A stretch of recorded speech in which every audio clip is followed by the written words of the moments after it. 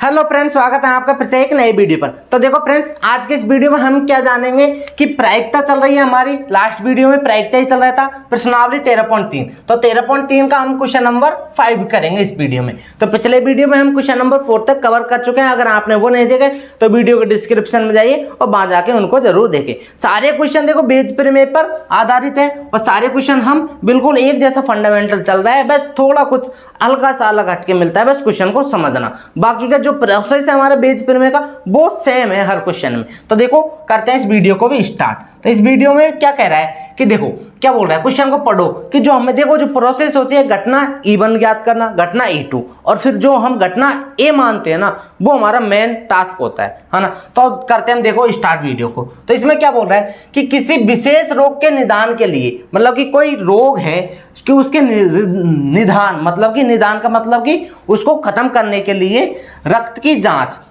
निदान के लिए मतलब कि हम जांच वगैरह कराते हैं कि किसी विशेष रोग के निदान के लिए रक्त की जांच 90% असरदार है। मतलब कि कोई रोग है, जैसे माना रोग मैंने मान लिया डेंगू, है ना, डेंगू। तो डेंगू के निदान के लिए रक्त की जांच 99% असरदार है ना। जब वास्तव में रोगी उस रोग से ग्रस्त है, जब रोगी उस रोग से, मतलब कि डेंगू है किसी के और डेंगू की जांच कराने पर और वो डेंगू बता रही है मशीन, तो उसके 99% असरदार है रक्त की जांच, है ना। तो इसका मतलब ऐसे समझो, किंतु 0.5% बार किसी स्वस्थ व्यक्ति की रक्त जांच करने पर निदान गलत रिपोर्ट देता है। मतलब कि 0.5% बार, मतलब कि गलत रिपोर्ट देने का मतलब कि उसके डेंगू नहीं है लेकिन फिर भी वो डेंगू बता रही है मशीन। तो यानी कि व्यक्ति को रोग से ग्रस्त बतलाता है, मतलब कि उसके डेंगू नहीं है तब भी वो डेंगू बतलाता है। अब देखो क्या बोला है कि यदि किसी जन समुदाय में 0% लोग उस रोग से ग्रस्त है, किस रोग से, इस डेंगू से ग्रस्त है। तो डेंगू से कितने लोग ग्रस्त है, 0.1%, है ना। तो क्या प्रायिकता है कि यादृच्छिक चुना गया व्यक्ति उस रोग से ग्रस्त है, तो इसको तो हम लास्ट में देखेंगे। तो सबसे पहले तो देखो अब हमें क्या मानना है कि माना जो घटना E1 होती है हमारी।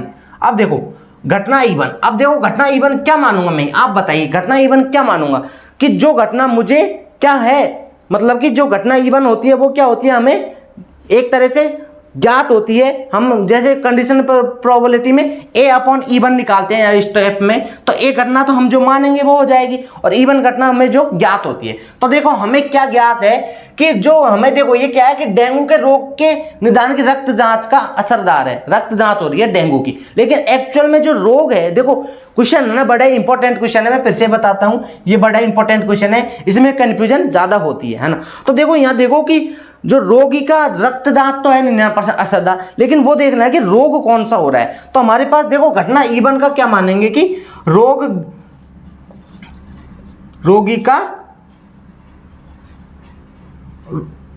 का रोग से ग्रस्त होना,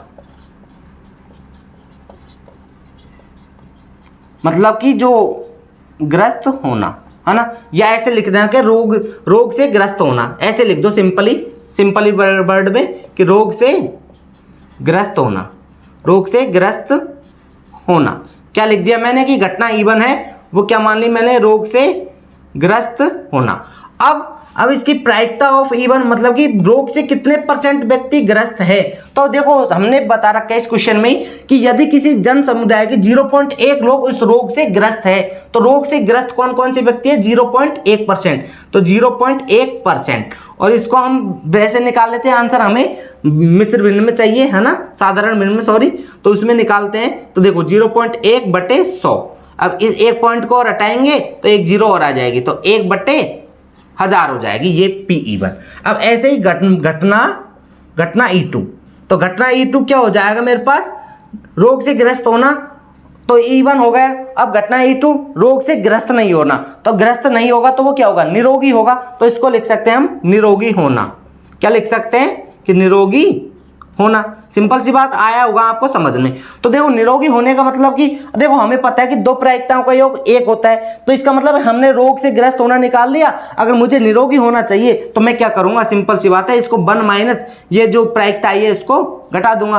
तो यहां से क्या आ जाएगा, देखो अभी तो देखो अगले स्टेप में घटाते हैं। जैसे इसको प्रायिकता ऑफ E2, तो प्रायिकता ऑफ E2 क्या हो जाएगी मेरे पास कि निरोगी होना, निरोगी होने की प्रायिकता 1 माइनस 1/100। तो ये देखो या 1000 में से एक, यहाँ 1000 आ जाएगा इसका एलसीएम, 1000 में से एक जाएंगे तो 999/1000 इसका Pe2 आ गया।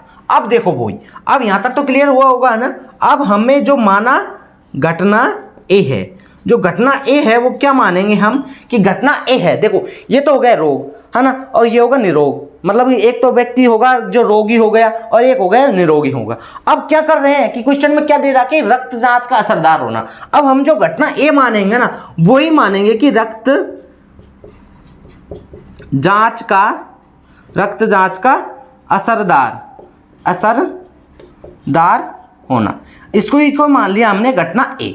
तो अब देखो जो हमने सेपेन प्रायिकता से निकालेंगे वो हम क्या निकालेंगे, देखो अब A/E बनी तो निकालते हैं अगले स्टेप में। तो वो क्या होता है, देखो सारे क्वेश्चन एक जैसे किए हैं, बस यही प्रोसेस हमें फॉलो करना है, बस क्वेश्चन की लैंग्वेज चेंज होती है जैसे जैसे हम मान लेते हैं क्वेश्चन के अकॉर्डिंग। तो देखो A/E का मतलब क्या हुआ, A का मतलब कि रक्त जांच का असरदार होना, और E1 का मतलब क्या हुआ कि E1 घटना क्या है कि रोग से ग्रस्त होना। तो हम दोनों को कॉम्बिनेशन के साथ क्या बोल सकते हैं कि रोग से ग्रस्त होने पर रक्त जांच का असरदार होना।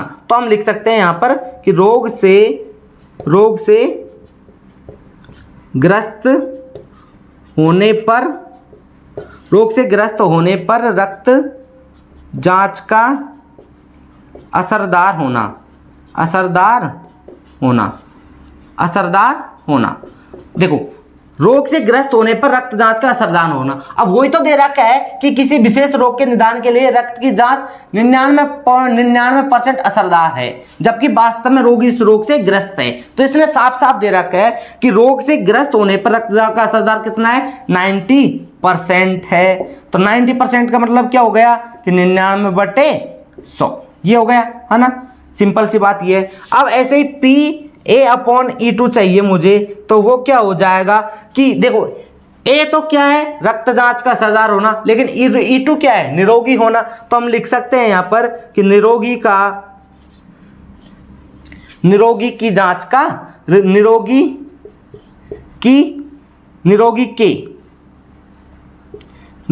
के रक्त जांच का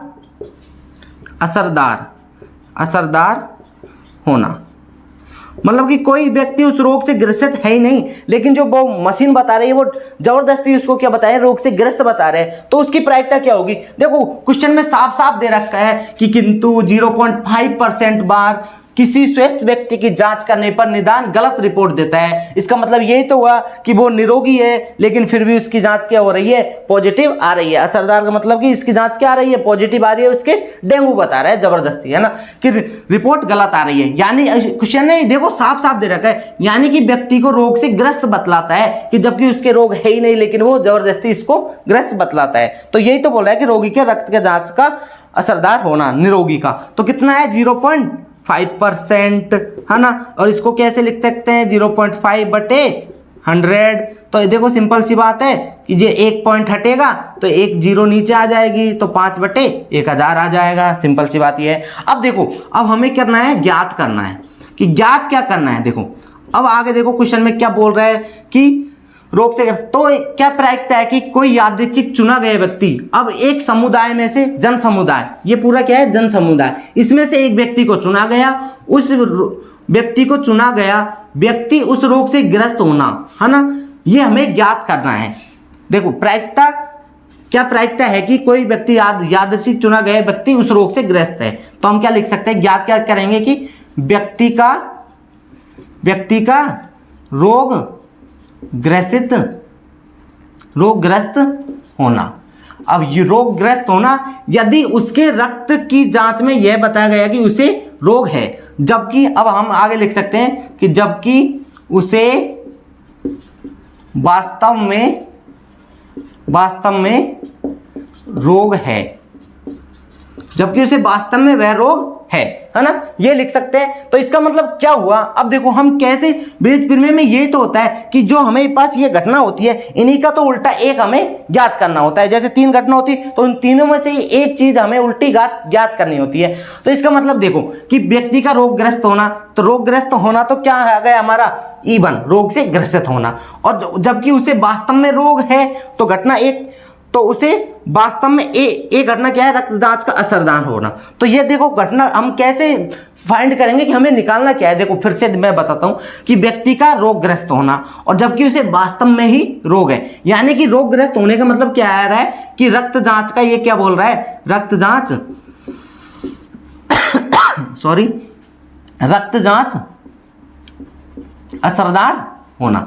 ये तो हुआ एक तरह से इसका कहने का मतलब कि रोगग्रस्त व्यक्ति का रोगग्रसित होना, तो मतलब कि जबकि उसे वास्तव में रोग है, अगर उसे रोग होगा तो उसकी रक्त जांच का क्या होगा, असरदार होगा। ये तो बात हुआ ना इसका। तो इसका मतलब क्या हुआ, हमने जो A/E1 लिखा है कि रोग से ग्रसित होने पर रक्त जांच का असरदार होना, तो इसी का ही तो उल्टा हमें निकालना है कि P/E1/A। तो E1 का मतलब क्या है कि रोग से ग्रस्त होना, तो व्यक्ति के रोगग्रस्त होना। देखो ये लिख रहा है व्यक्ति के रोगग्रस्त होना, जो ज्ञात करना होता है वो ऊपर लिख दिया व्यक्ति के रोगग्रस्त होना। और जो हमें दे रखा है नीचे दे रखा है, उसको क्या मतलब होता है कि जो नीचे वाली घटना वो दे रखी है, हो चुकी है। तो उसका मतलब क्या हुआ कि रक्त जांच का असरदार होना, एक मतलब कि रक्त जांच का असरदार होना। तो हम निकाल क्या रहे हैं कि व्यक्ति का रोगग्रस्त होने पर जबकि उसे वास्तव में रोग है, तो इसका मतलब हो रहा है कि रक्त जांच असरदार है।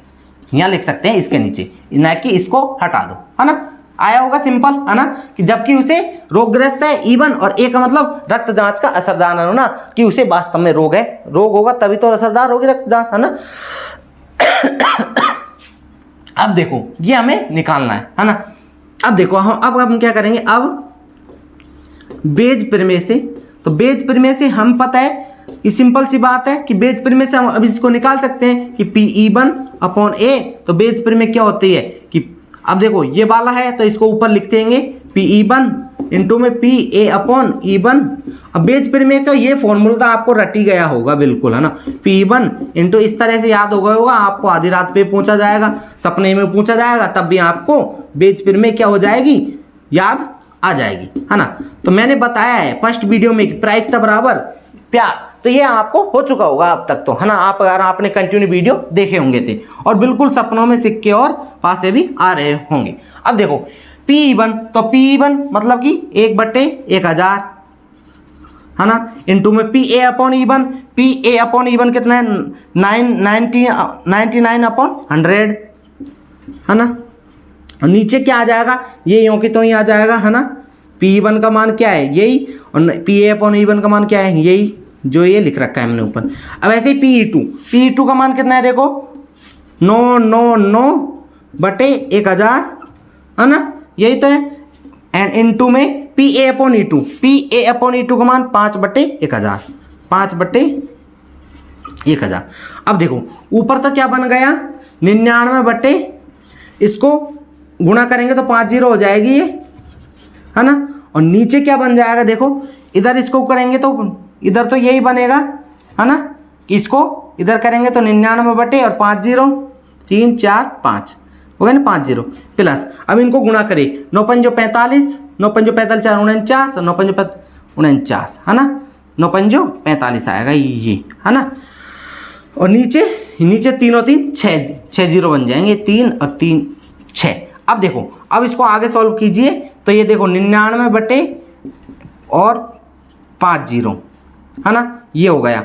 अब आगे क्या हो जाएगा, नीचे एलसीएम लेना है, तो देखो नीचे 6 0 वाला 3 4 5 6, और देखो 6 0 यहाँ पर 5 0 है तो 1 0 रह जाएगी, तो ये क्या आ जाएंगे 990 प्लस, और वो यूं की तो आ जाएगा, है ना। 6 0 है तो 1 बचेगा और ये यूं की तो आ जाएगा। अब देखो ये 5 0 से इनमें से 5 0 कट गई, 1 0 बची जो यहाँ पर मल्टीप्लाई हो जाएगी, तो क्या आ जाएगा 990 ऊपर तो, और नीचे इनको ऐड करते हैं, देखो, है ना। तो ऐड करते हैं, देखो 5 और 0 5 और 9 और 9 18, 18 का 8 हासिल 1, और देखो 9 9 18 और हासिल वाली 1 19 का 9 का हासिल लगी 1 4 1 5। अब देखो, अब इसको डायरेक्टली यहाँ पर भी आंसर कर सकते हैं आप। अगर इसको काटना चाहें तो आपका जो बुक का आंसर है वो यही आ रहा है कि 22/133 इसका करेक्ट आंसर आ रहा है। अगर यहाँ तक भी छोड़ दोगे आप तब भी आपका आंसर सही है, अगर आप यहाँ तक भी कर दोगे तो भी आपका आंसर सही है।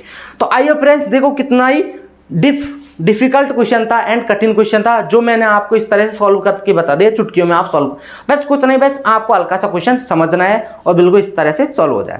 तो देखो, वीडियो अच्छा लगा तो वीडियो को लाइक करें एंड चैनल को सब्सक्राइब करें और अपने दोस्तों को जरूर शेयर करें। तो आज के लिए इतना ही, मिलते हैं अगले वीडियो में क्वेश्चन नंबर 6 के साथ में। तब तक के लिए देखते रहे डीसी मैथ क्लासेस चैनल पर प्रायिकता। थैंक यू, जय हिंद, वंदे मातरम।